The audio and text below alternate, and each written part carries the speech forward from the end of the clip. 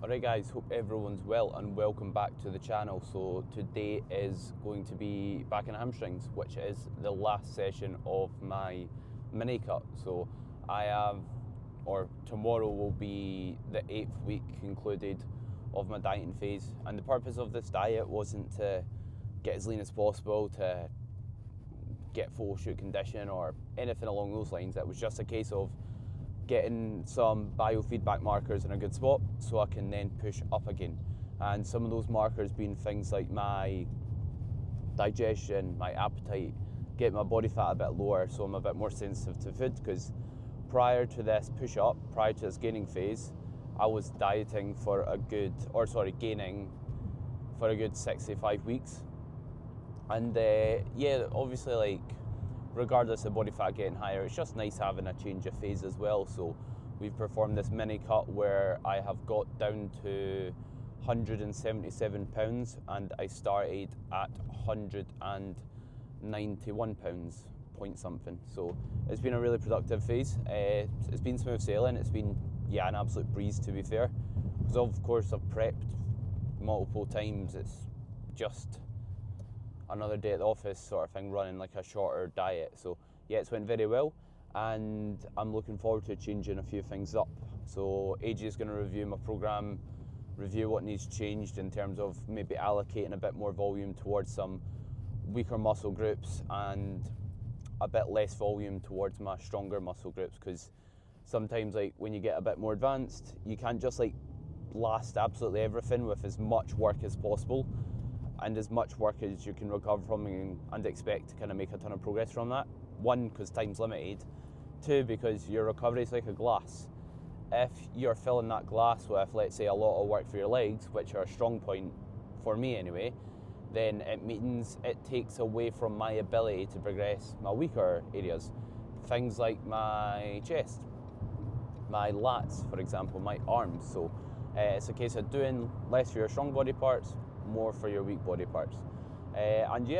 Not too much else to be fair, something else to kind of update you on is I'm looking to get a property, which is really, really exciting. So that hopefully goes ahead, which means I won't really need to commute much to the gym. It's walking distance to the gym, which is brilliant. So it'll create a nice routine conducive towards progress. And yeah, throughout this dieting phase, performance has held very, very well. I've not really dropped much at all. Like, in this session, I don't think I've made one load reduction. I've dropped like a rep here and there in the space of 8 weeks, but it's been pretty solid. So I'm chuffed with that, because what's going to reflect your muscle mass best is your performance. So if you're dieting down, your performance is plummeting, you're doing something wrong while you're dieting. You're either not timing your food well, you're sleeping poorly, your effort or your mindset's in a poor spot. So we want to make sure we're upholding our performance, because it will be a reflection of our muscle mass. And now, because I've got like quite a lean body composition, my strength's exactly where it was, I've now gave myself this runway to surpass it and get to all-time strength. So yeah, super looking forward to that, as well as having a bit of change to my programming, because I've pretty much done, like, the majority of the movements have been the same for like 2 years. So if you're worried about your online coach, your personal trainer, or just not changing a movement after 8 weeks, there's nothing wrong with that. What grants you progress is often monotonous. You need to change movements, or you don't need to, but you typically change movements when they stop progressing, when they stop serving your needs, when they start causing pain. But if none of those things are taking place and you feel like you're getting a lot from them, then there's no need to change what's not broken. And also be mindful, when we perform movements like our arm work, for example, that will progress at a bit of a slower pace as well. So don't worry if you're not slapping 10 kilos on your bicep curls, that sort of thing. So enjoy the video, guys. I thought I'd do like a bit of an introduction before, because when I get in the gym, I just want to train, want to get my head down. I don't want to ramble a ton at the start and do a big long introduction. So hope you've enjoyed it, and any support's massively appreciated. So give it a share on your story, like, comment, and any content you'd like to see, just let me know.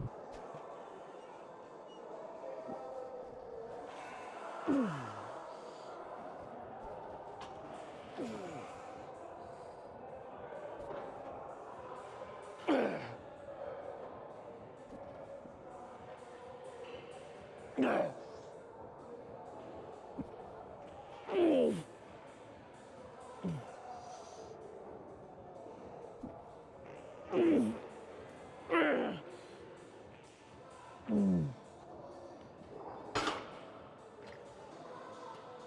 the first movement we have today is a bilateral lat pull down, and a wee tip here is think about what's moving first during your pull downs. What you'll often see is people will initiate the movement by having a slight lean back, then pulling with their arm, or alternatively they'll get into the stretch, they'll reach up fully and then they'll let their torso shift forward. So if you go to bisolats, slightly lean back, don't allow your back to arch however, so it stops you lengthening your lat.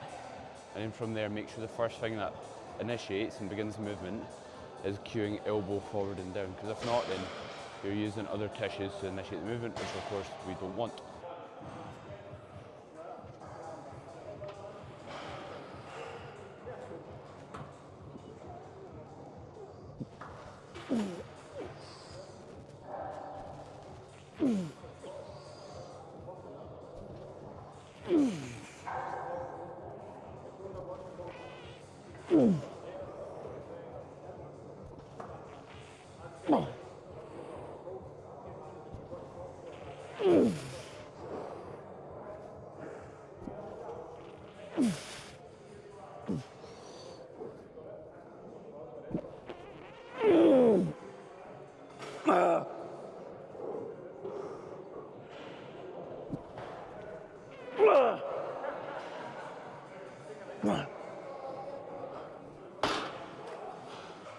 So a wee cue to improve your hip hinge is whenever you're doing any sort of deadlift variation, think about snapping the bar. So you're not just sitting there with like your upper body limp, pulling with your legs. Think about all times twisting the bar so your elbows face back. And what that cue will do is when it gets difficult and close to failure, your ability to maintain better tightness in your upper back will be greater, and as a result you can get more effective reps, because often the limiting factor here isn't actually failing, it's struggling to maintain tightness, and then form breakdown happens, and then you need to end the set early. So if you can maintain better tightness and bracing, our ability to get more out of it will be greater.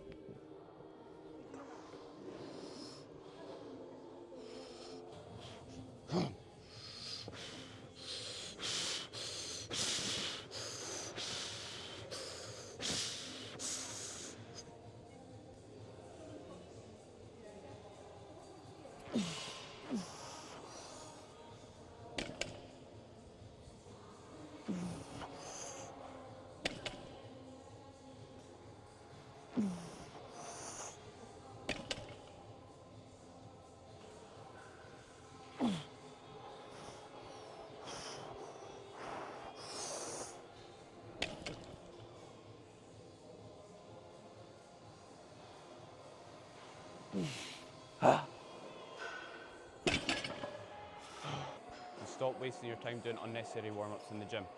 A lot of people, they'll like maybe do their third back movement and they'll do 2 warm-up sets. The need for warming up at this point in the session is pretty minimal. The reason being, I've already done a pull down, I've deficit stiff legged 180 kilos, so the requirements for warm-ups are pretty much non-existent. The only caveats to that is if you, let's say, aren't used to the movement pattern or are nursing an injury, then that's the time when you'd want to maybe warm up a bit more. And also if it's like a highly skilled movement that requires a bit of practicing. And something I commonly hear on chest supported rows is feeling like they're getting winded, they're like losing their air in that bottom position and they have discomfort. What you can think about doing is, instead of having the core completely relaxed, slightly crunch your midsection while staying proud and think air in prior to that bottom position, and that will stop you feeling like you're getting winded during your chest supported rows. So I've got 2 sets here. First set, I got a 6 rep set, match reps, which I'm happy with, and also match reps on the deadlift. And the reason I don't always touch on how much sets I'm doing per exercise, and also like what my rep range is it's dependent on the individual. and as a result, there's no value in me telling you to do X amount of sets here, X amount of sets there.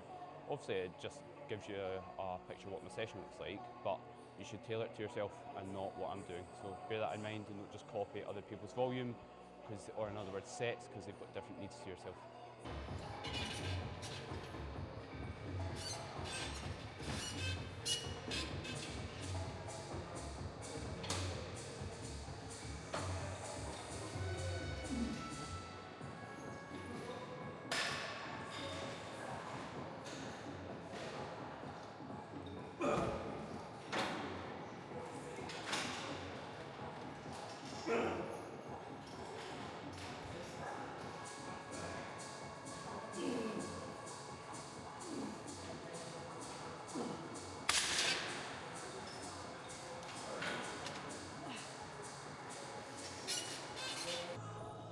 So what I like to cue during my lat focus rows is as I'm pulling, I'm thinking hand elbow down, and as I'm reaching forward, I'm thinking again keeping my hand and elbow low as I do so, like I'm trying to pull my hand towards the ground.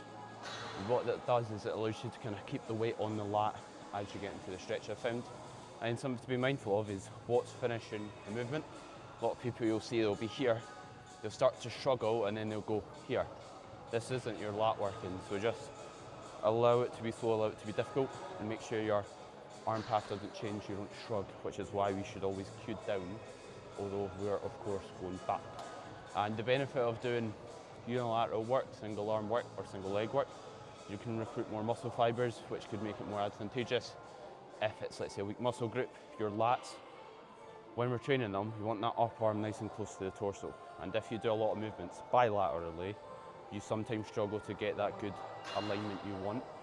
As a result, opting for some single arm work here and there can be favourable, especially if you've exhausted other avenues to grow your back and you've not used single arm work. Yes, it's a bit more time consuming, but the juice can be worth the squeeze if you've got the time, of course.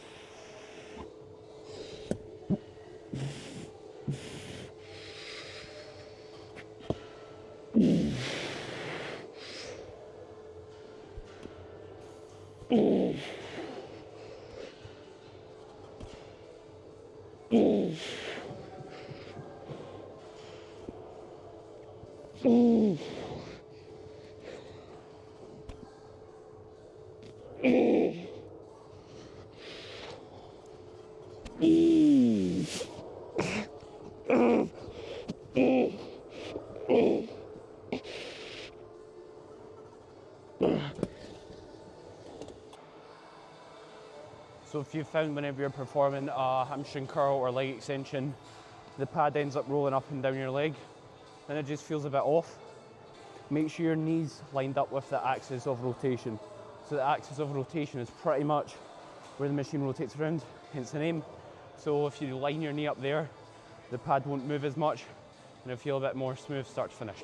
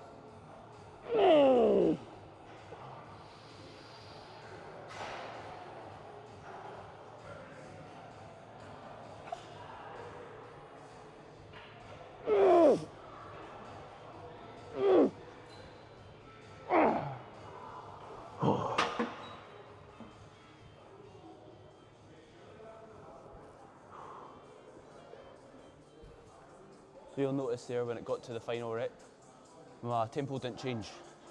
If anything, on that final rep, that's the rep that's going to be the most stimulative towards muscle growth. So out of the two, it should arguably be slower. We want to think about, right, how can we stimulate as much muscle fibers as possible?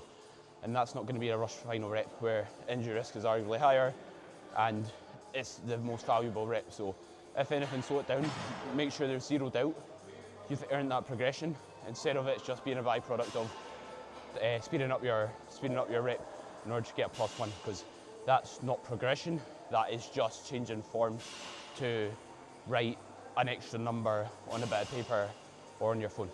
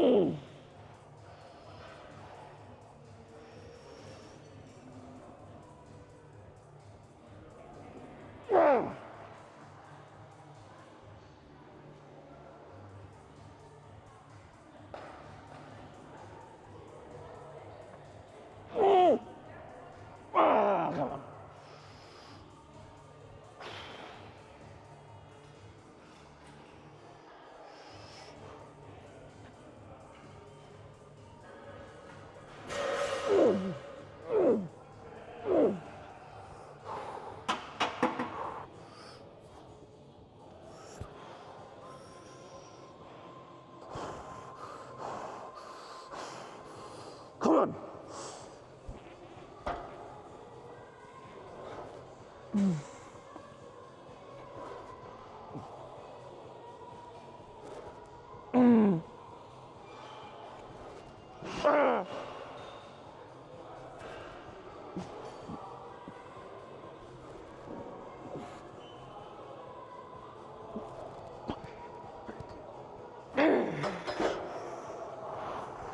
So one set of the hip thrust to follow on from the leg press. And something to note is regardless of the exercise, the body part, the place in the session, your energy levels, all sets should require or should have the same amount of attention to detail, and you should treat them with the same amount of importance. What I mean by that is, just because you're tired doesn't mean the quality of the work should suck. Make sure your effort remains unchanged. Like I'm 3 hours in the session, or close to it, but nothing changes, because every set we do is an opportunity to step forward towards our goals. So make sure you capitalise on every single one of them, and make sure you don't let the quality to diminish.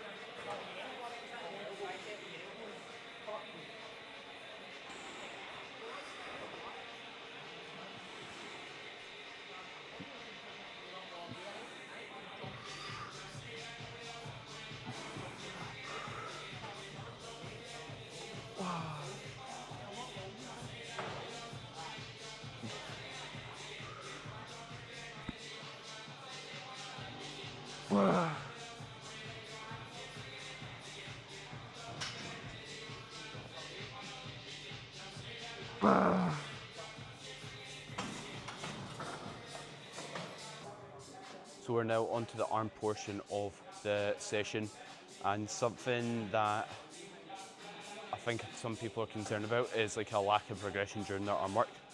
When we think about what actually allows us to take progressions on our movements, it's neurological adaptations. In other words, becoming used to the movement and the skill of the exercise. After that, we express progression through adding more muscle. Simply put, muscle grows bigger, we then do more. So if you don't get a rep every week, that doesn't mean you're getting a good stimulus. It just means you've not built the tissue to achieve another repetition yet. So if you get, let's say, 12 reps, 12 reps, 12 reps, 3 weeks in a row, you're still getting quality from that. Because if you progressed a rep or weight every time we've done a bicep curl, you've done like 100 kilos, which probably isn't feasible. So don't be afraid to match reps during your bicep work. I'd rather see a client match reps week and week than sacrifice the quality of their work, change their execution in order to pursue more load or more reps. And what I do is I superset the bicep curl with a hanging leg raise. And the reason being is time efficiency. They're both not that fatiguing, cardiovascular demanding, and they don't require much like mental effort, like a deadlift for example. So don't mind supersetting them.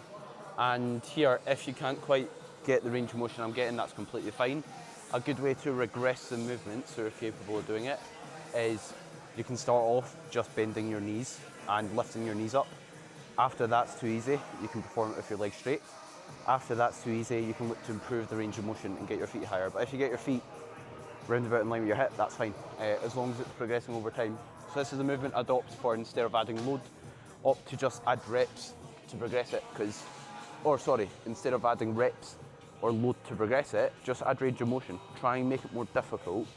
Don't necessarily needing to add more weight, because it means you're not gonna tear an ab trying to like hold a 20 kilo in between your feet or whatever and hurt yourself, and also it's just as effective.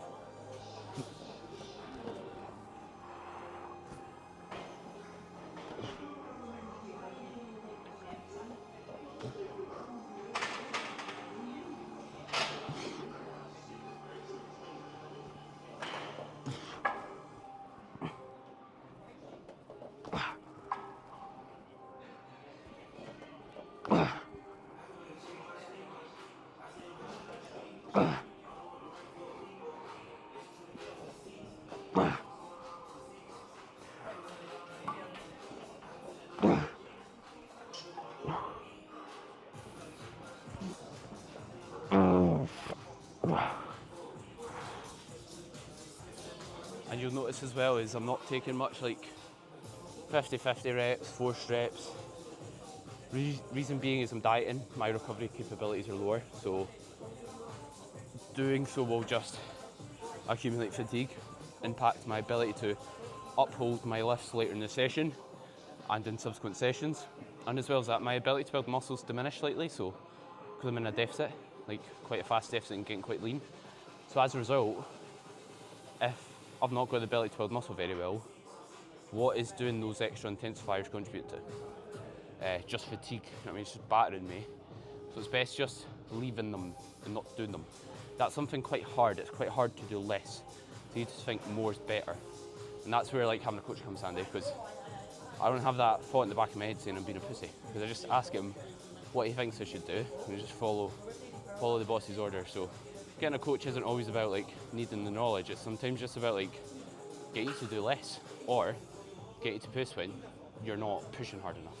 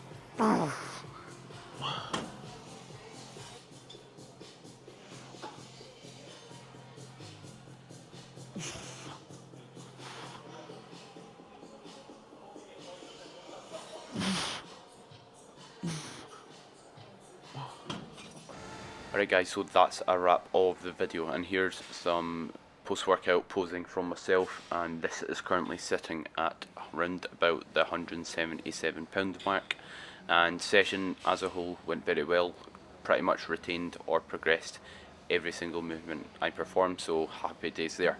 And now it's time to get more food in the mix and to basically enter a gaining phase, as that's the position you ultimately make progress best.